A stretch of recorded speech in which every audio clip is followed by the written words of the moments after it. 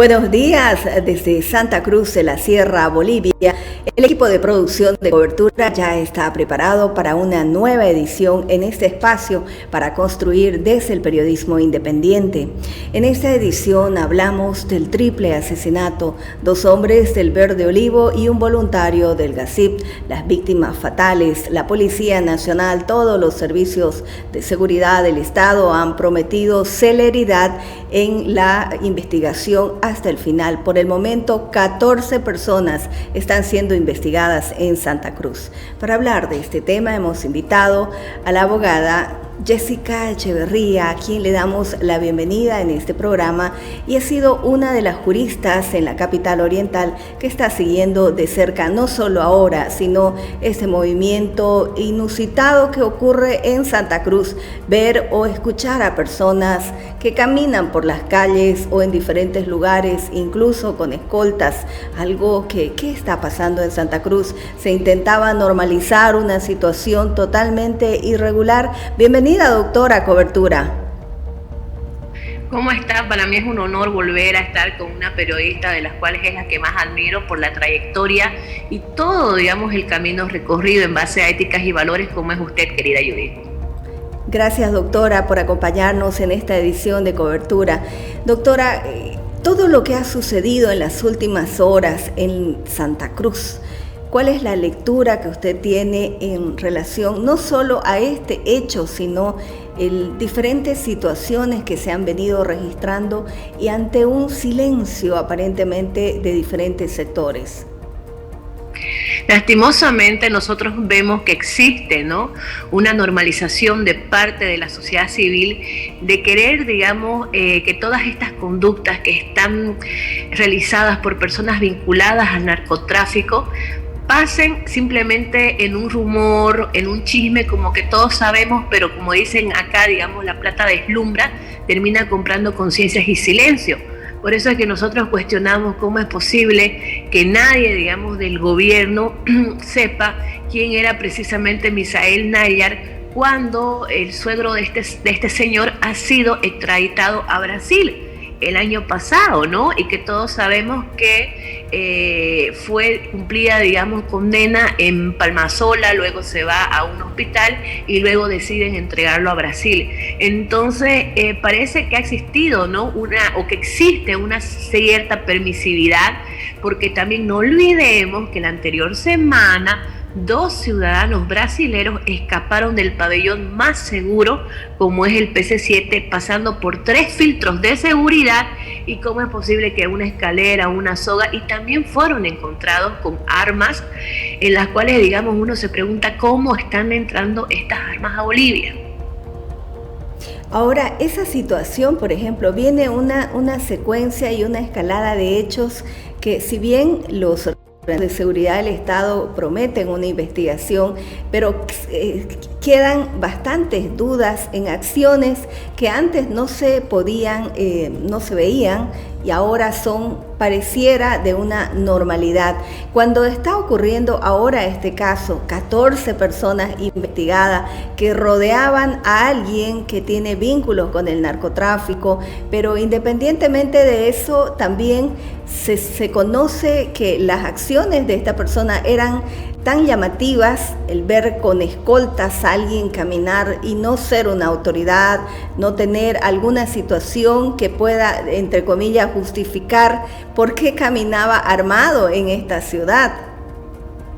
Caminaba armado, estaba dentro del negocio del narcotráfico y podía operar tranquilamente, porque uno se da cuenta por la fortuna que él tiene, por la forma en la cual, digamos, él se ha venido desplazando, porque alguien lo estuvo protegiendo. Entonces preguntémonos cuál es el organismo llamado a investigar a estas personas. Es pues precisamente la Fuerza Especial de Lucha contra el Narcotráfico. Ahí ha venido la protección, no hay donde perderse, listo, digamos, ¿no? Recordemos que indican de que uno de los guardaespaldas llama a un policía de la FELCN para que se pueda contactar con una autoridad y resuelva esto, ¿ya? Segundo, y también existe una permisividad cómplice de parte de quienes son su círculo Porque, a ver, ¿qué hace una persona con 3 Pumas, con 2 colombianos con armamento? O sea, no puede ser que nadie, digamos, se pregunte, o sea, ¿qué es lo que sucede? Yo le voy a ser honesta, digamos. A mí, yo fui, sé que tiene nada de comentario, pero quiero mostrarle para que usted vea el nivel, digamos, ¿no? Mi persona fue al concierto de Cristian Nodal y ahí me impactó ver, digamos, muchas cosas, que había mucha gente que daba seguridad a otras personas, que uno se daba cuenta, esto es tal cosa, digamos, ¿no? Entonces pienso de que ahorita hay que intentar alzar la voz. A mí me preocupa que yo no veo, digamos, parlamentarios alzando la voz como alzan por otros temas. Pienso que también, digamos, debe manifestar su preocupación los principales actores políticos y representantes cruceños, porque no podemos normalizar. El narcotráfico trae consigo las peores cosas, trata de personas, estas balaceras que terminan quitando la vida a 3 personas que solamente cumplían la labor y dejan huérfanos. Entonces, aparte de el consumo de cocaína, la adicción que esto genera, es muy peligroso, la trata de mujeres, chicas desaparecidas. Entonces, ¿por qué, digamos, a mí me molesta y no me quiero quedar callada? Porque si nosotros, esta generación, sigue callando, ¿qué le vamos a dejar? ¿Qué Santa Cruz le vamos a dejar a nuestros hijos? Ese efecto transversal que genera esta situación, el narcotráfico, y ya de una manera visible en Santa Cruz, no sabemos cómo está ocurriendo en otros lugares del país, pero aquí concretamente las señales son muy claras. Pero usted habla de protección dentro de la misma lucha contra el narcotráfico. ¿Cómo podemos tener la certeza de que todo eso estaba ocurriendo, doctora? Yo no creo que la FELCN no sepa quién es este señor y las operaciones que hacía. Yo no creo que solamente, digamos, lo entreguen al Limalobo para ponerlo a disposición de la justicia brasilera y no le hayan hecho seguimiento a las actividades de las parejas de sus hijas, ¿ya? Y aparte que Fides publica, digamos, el día de ayer los nexos de Misael Nayar con una noticia que dio en su momento medios de comunicación de Brasil, indicando que 2 cabezas del PCC se encontraban acá. Y esa vez que dijo el gobierno, no pasa nada, son especulaciones, son mentiras. Entonces FID hace una nota en base a informes de inteligencia indicando que más bien este señor trabaja para esas 2 cabezas del PCC. Uno, al escuchar, digamos, de las haciendas y qué haciendas que tiene con zoológico, todo, él jactándose, el tema es que él se jactaba, mostraba todo esto, que tenía guardaespaldas, que tenía armas. ¿Y por qué lo hacía? Porque sabe que quienes lo protegían eran personas de alto cargo. Él se creía, Nayar, como una persona prácticamente blindada. Lógicamente, claro que sí. Claro que sí, o sea, ¿cómo es posible, digamos, que, a ver, me van a decir que no sabían de las haciendas que tenía, digamos, la bendita, la envidia, todo lo que han encontrado? ¿Por qué lo encuentran, digamos, ayer recién? Conocían solamente que hay personas que están, digamos, recibiendo y han recibido. Entonces, por eso viene, digamos, la protección. Ahora se ha visibilizado a través, digamos, de otro colega suyo, de otro periodista, un nombre de un capitán Aparicio de la FELCN. ¿Quién es esta persona? Tiene mucho que responder, yo creo, digamos, el gobierno, ¿no? Porque hasta ahora este señor sigue trabajando cuando supuestamente, por ejemplo, no vimos resultados en el caso del Narcoyet, donde él estaba. Acordémonos que él también estaba relacionado, es el que hace la denuncia de un camión que nunca se supo a quién pertenecía el camión y que le termina costando la destitución del director de la FELCN. Y ahora nuevamente sale su nombre de esta persona. ¿Quién es esta persona? ¿Quién es este capitán? Por el ejercicio que usted, libre de la profesión como jurista, en diferentes casos que ha venido siguiendo, doctora, y por supuesto también se las relaciona con la defensa que ha asumido muy directa en torno a estas víctimas de feminicidio, pero usted también tiene esa otra mirada en torno a esta figura, ¿no? Cuando se habla del narcotráfico en Brasil, en Paraguay, en lugares donde estamos bastante cercanos con Bolivia, aquí usted encuentra siempre esa relación y esa acción ilícita del PSC que pareciera tiene sus ramificaciones bien estratégicas en Bolivia, y esto es parte de lo que se está viendo. Lo que sucede es que a mí, como persona que estoy, digamos, muy vinculada a luchar contra la violencia de los grupos más vulnerables, como son las mujeres y los niños, me preocupa. ¿Por qué? Porque hemos visto, por ejemplo, muchos casos de chicas desaparecidas vinculados, digamos, a este tema de organizaciones criminales. También hemos visto, por ejemplo, la violencia familiar que estos logran ejercer hacia sus parejas, y también nos ha tocado conocer testimonios desgarradores de quienes caen, digamos, en la adicción, familias que quedan totalmente destruidas.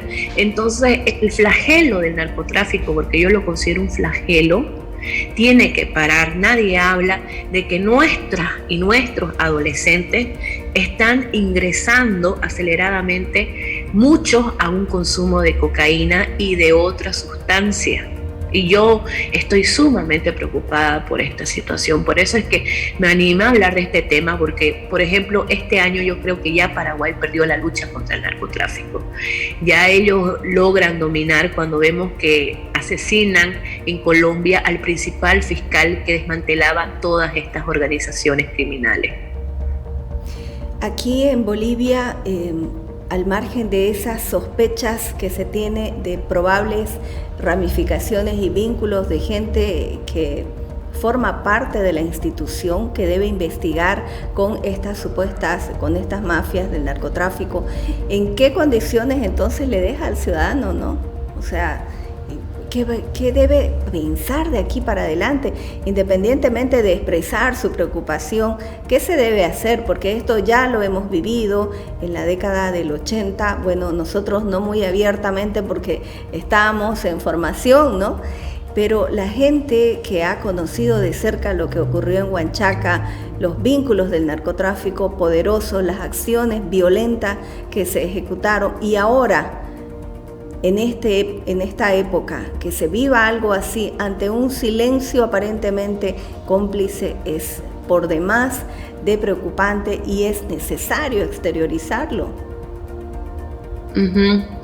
Exactamente, lo vuelvo a repetir, no es para nada cierto que siempre ha habido una relación entre narcotráfico y poder. Eso no significa que nosotros nos tengamos que tener callados. Tenemos que exigir la verdad, queremos la verdad. No solamente que concluya esto por la gran presión, por el repudio al triple asesinato que realizaron en Porongo, sino que queremos la verdad. Ya basta de que solamente nos muestren, digamos, a una persona, pero no nos digan quiénes son los que estaban detrás. Recordemos que en el caso de Palmasola hasta ahorita no hay un policía detenido, y con todo respeto, querida Judith, yo conozco cómo es el PC7 y no creo, digamos, que ningún policía haya estado involucrado en esa fuga. ¿Eso qué significa? ¿Cómo lo interpretamos? Que existe un blindaje, y yo pienso que ese blindaje que hay dentro de algunas unidades de la policía vienen con órdenes superiores. No olvidemos que hasta ahora no se ha citado o no hay, digamos, una respuesta de parte del Ministerio Público en el caso Narcoaudios, ¿no? Que termina costando la destitución a un director de la FELCN. ¿Esto pareciera que lleva hacia otro nivel, hacia otra instancia, eso? Totalmente, no hay donde perderse. Entonces, por eso es que el señor Nayar se sentía todopoderoso. Y se dio el lujo de asesinar a 2 policías y a un voluntario del GASI. Y ya en el plano bastante humano, por más investigaciones y todo lo que se vaya a ejecutar, los conductos regulares que dice la justicia de este país, es increíble, pues para esta familia nada le va a devolver la vida a esas tres víctimas y lo que queda, porque detrás de ese uniforme hay familia, ¿no? Definitivamente hay familia, y fíjese usted en las condiciones en las que quedan, con una investigación que supuestamente está avanzando dentro del curso establecido, pero ¿qué pasará con esas familias? Esto ya es irremediable. Exactamente. Entonces, a mí me dolió realmente ver que el voluntario del GACIP deja una pequeñita de 1 año y medio que va a quedar a cuidado de la abuela.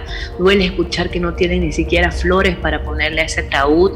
Duele escuchar que murieron 2 policías cumpliendo su deber, patrullando lo que tenían que hacer, y dejan niños huérfanos. Entonces, realmente es una tragedia y no queremos que esto se repita.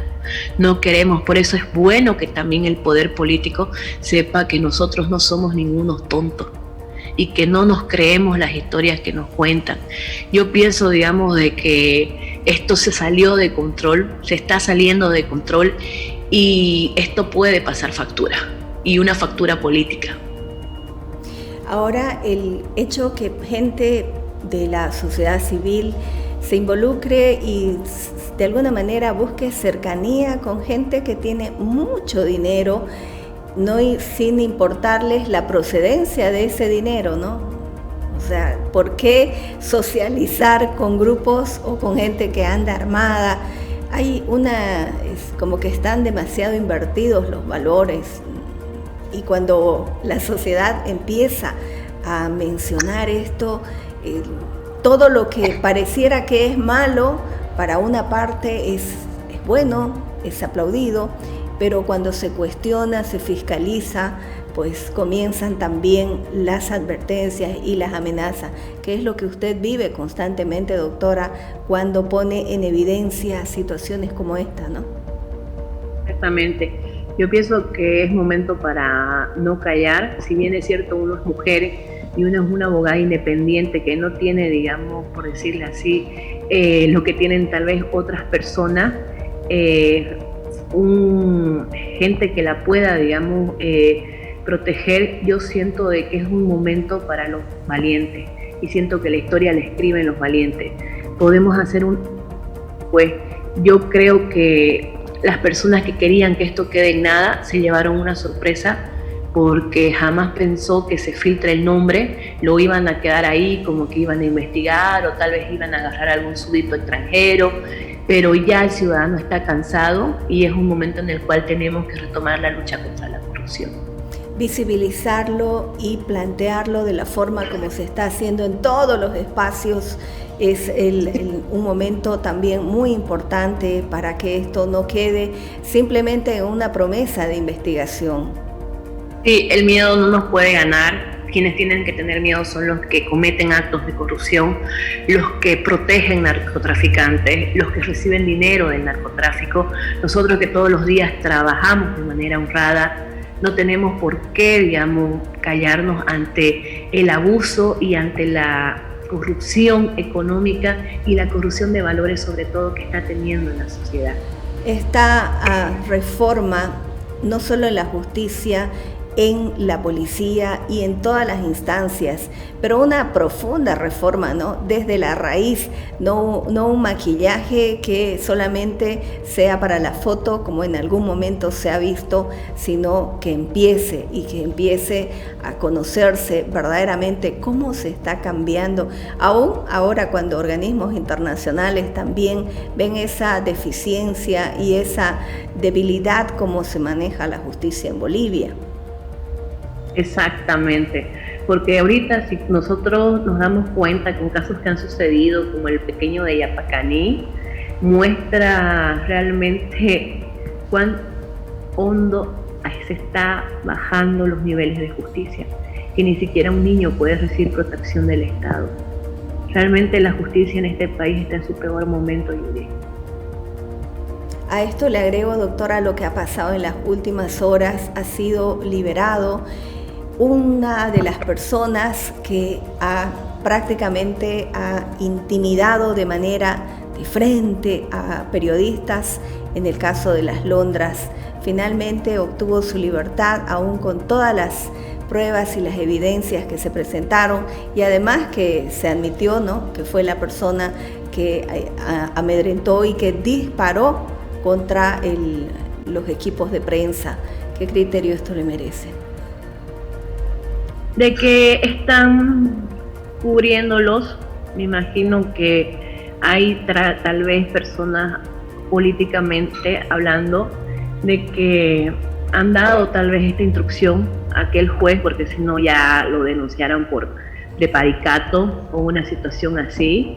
Entonces, desde el momento de que nosotros estamos hablando de que periodistas fueron secuestrados, de que fueron golpeados, incluso una periodista mujer, de que esta persona, Paulino Camacho, el que fue liberado ayer, era uno de los más peligrosos, lo sueltan, es un nivel de desvergüenza. Y es tan importante el rol de los periodistas, tienen tanto poder los periodistas al momento de alzar su voz, que yo siento, digamos, que tienen que unirse en este momento, porque esto es una burla al periodismo.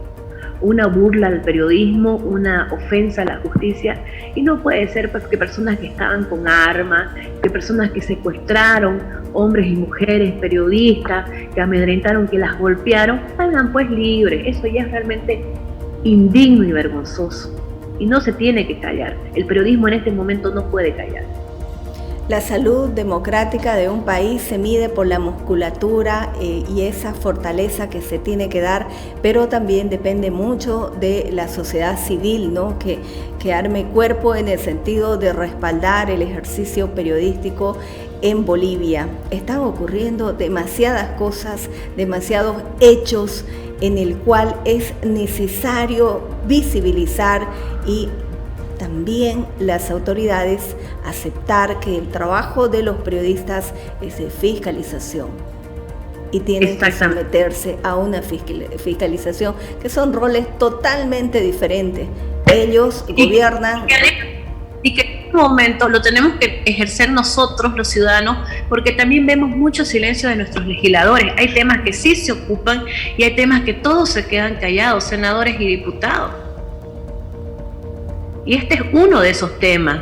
También la lucha contra el narcotráfico. No solamente decir, en el Chapare existe narcotráfico. Sí, en el Chapare existe narcotráfico. Pero aquí, digamos, en Porongo, asesinaron los narcos a 2 policías, y un voluntario. O sea, yo quiero ahorita que se pronuncien los parlamentarios por la liberación de Paulino Camacho. Porque también aquellos periodistas que estuvieron, ¿usted cree que no tienen temor? Lo que han vivido, no están afectados, el miedo que han sentido de poder perder la vida cuando los han encerrado, los han secuestrado, los han tomado ahí, digamos, prácticamente de una forma tan agresiva y abrupta, y incluso hasta un fiscal, fueron agresivos con un fiscal. O sea, aquí se está perdiendo realmente la brújula en esta ciudad. Y nosotros no podemos permitir el caos. Y en medio de todo eso usted mencionaba a los padres de la patria, ¿no? Quienes fueron elegidos también en las urnas. Una parte es la justicia, otro los legisladores, pero pareciera que solo la retórica tiene como que mucha musculatura cuando ocurren hechos así. Posteriormente hay un silencio y todo sigue avanzando en esa circunstancia. Exactamente. Y se debe exigir respuesta. ¿En base a qué, digamos, este señor juez no ha considerado la gravedad de los delitos cometidos por Paulino Camacho y lo ha beneficiado? Tiene que ser denunciado por prevaricato, no hay otra. Doctora, todos estos hechos, estos temas que los hemos conversado, incluso dejan a uno con una situación y no sé cómo decirle, porque no es cuestión simplemente que nos preocupe, sino de que todos somos parte de esta sociedad, y desde los medios el tener que informar todos los días situaciones como esta, y ahora cada vez de mayor y grueso calibre, como escenarios como estos, porque el mensaje que pareciera han dado los de este grupo irregular también es bastante claro, ¿no?, en la forma como fueron victimados, ¿no? Porque ese también pareciera tener un mensaje bien directo, ¿no? Exactamente, es un mensaje directo y pienso, digamos, de que también hay muchas cosas por responder, hay muchas cosas que no están quedando claras. Y yo vuelvo a decir, yo aún sigo, digamos, preocupada porque no quiero que el día de mañana lo que está sucediendo en Pedro Caballero, Paraguay, lo que está pasando, digamos, en Juárez, en México, lo que está pasando en Rosario, Argentina, lo que está pasando, digamos, en Río de Janeiro, en Brasil, o lo que está pasando, digamos, en Colombia, el día de mañana suceda acá. Y particularmente, digamos, en Santa Cruz, donde nosotros tal vez nos hemos quedado con la retórica solamente de mirar, digamos, hacia el Chapare y no nos damos cuenta cómo estamos en Santa Cruz, dónde están las microfábricas, en Santa Cruz, los laboratorios. ¿La sociedad civil debe organizarse? ¿Cómo se debe asumir esto? Porque la misma Constitución Política del Estado también prevé cuando las situaciones en un Estado comienzan también a ser tan determinantes como está sucediendo ahora, pero del lado ilegal, ¿no? Yo pienso que los ciudadanos en ningún momento tenemos que quedarnos callados, ¿ya? Los ciudadanos tenemos que luchar, tenemos una voz para hacernos escuchar, y eso es lo que ha sucedido. Se ha ejercido de tal manera el repudio y la presión que creo que quienes querían de alguna manera ejecutar un plan para salirse con la suya y poder escapar, se les cayó el teatro. Y por eso es que hoy el señor Misael Nayar está en la FELCC esperando la audiencia cautelar, en la cual va a ser, digamos, cautelado por el delito de asesinato. Muy bien. Muchísimas gracias, doctora, gracias por su tiempo, por siempre su franca y sincera mirada que tiene y forma de exteriorizar los hechos que están ocurriendo en Santa Cruz y entre todos los departamentos. Pareciera que es aquí donde se está concentrando gran parte de estas ilegalidades, estas irregularidades que atemorizan no solo a una parte de la población, a todos.